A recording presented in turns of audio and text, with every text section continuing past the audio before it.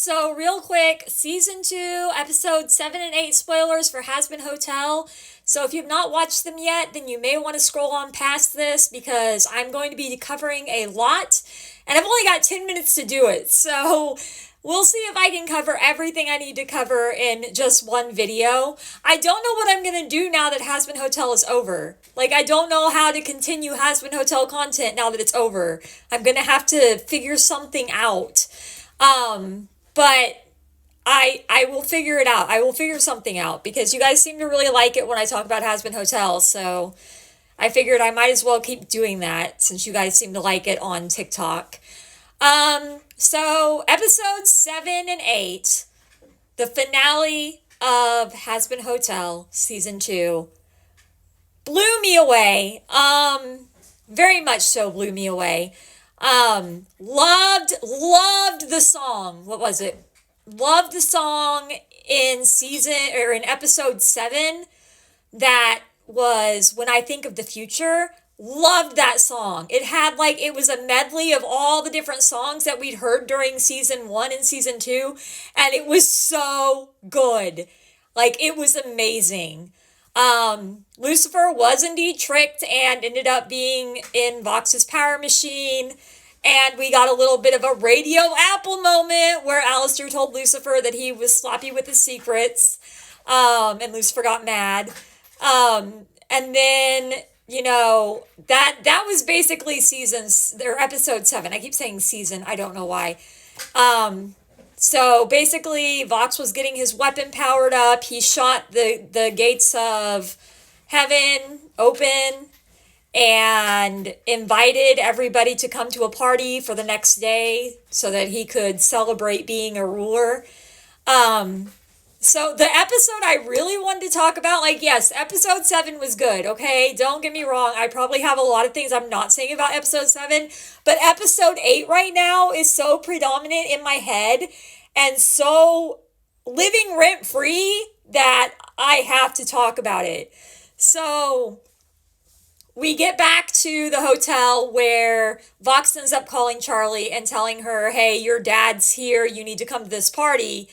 Charlie goes to the party, even after Alistair tells him that even if she did go, she would not admit that he won or whatever. She goes to the party with Vaggie, and then when she sees Alistair, she runs to try to save Alistair, and Vox decides that he's going to put his cords around her, so he still hasn't laid his hands on her, puts his cords around her, and makes her sit in the chair, and talks to her about what's going to happen and everything. And then we get some epic fight scenes. Oh my God, we get some epic fight scenes. So you got Nifty and Baxter fighting Velvet. You've got Husk and Cherry fighting Valentino. And you've got Alistair fighting freaking Vox. Now, how did Alistair end up fighting Vox? How did this happen? Okay, so this blew my mind. So I knew that he was trying to get out of his deal with Rosie. I just didn't expect that the reason a lot of people were theorizing that the reason he got captured by Vox was to get out of his deal with Rosie. And I was like, so many people are theorizing that. Is that really a true thing? And it was a true thing.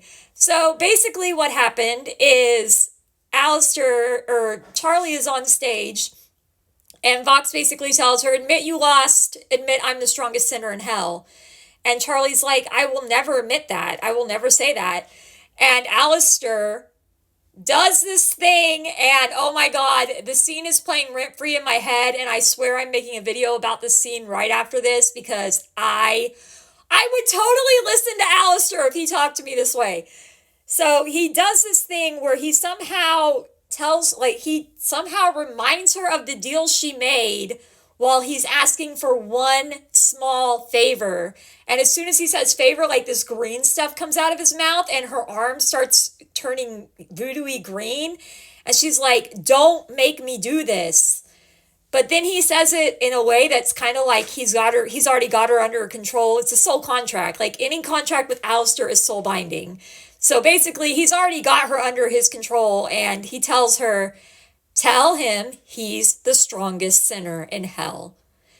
And she takes a deep breath and she says it in the camera, and everybody hears it. And then all of a sudden, bam, he's no longer tied to Rosie. Rosie and his little connection break completely. Gone. Just gone. And then Charlie, who hated the fact that she had to say that, but was kind of forced into saying it because of the soul binding deal contract, which I thought was really interesting to see how these soul binding deals kind of work. Because if you resist, then it just makes it harder to not do it. I thought that was pretty interesting. I really liked that about it. So she is looking really defeated about that. And then Vox goes up to her, and as we all know, Alistair said, "Keep your hands off Charlie." That's what he said. We all know that. We all heard that part of the deal. And Alistair said clearly, "Don't lay a hand on Charlie." And Vox ended up going up to her and being like, "Thank you, princess," and laying his hands on her shoulders. And as soon as he does that, Alistair broke free of his deal from Vox and started fighting Vox, and the epic fight scene that followed was amazing and awesome and great.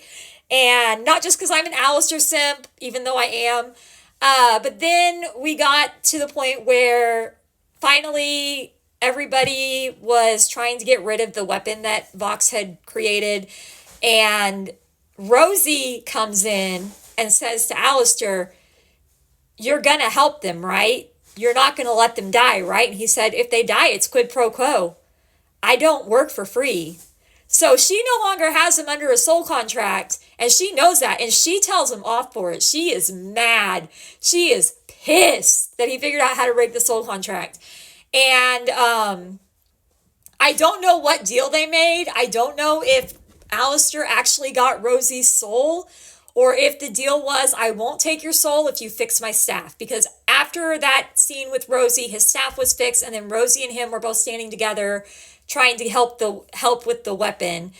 They finally got the weapon to disappear. Vox is like, "I hate this. This is not fair. No.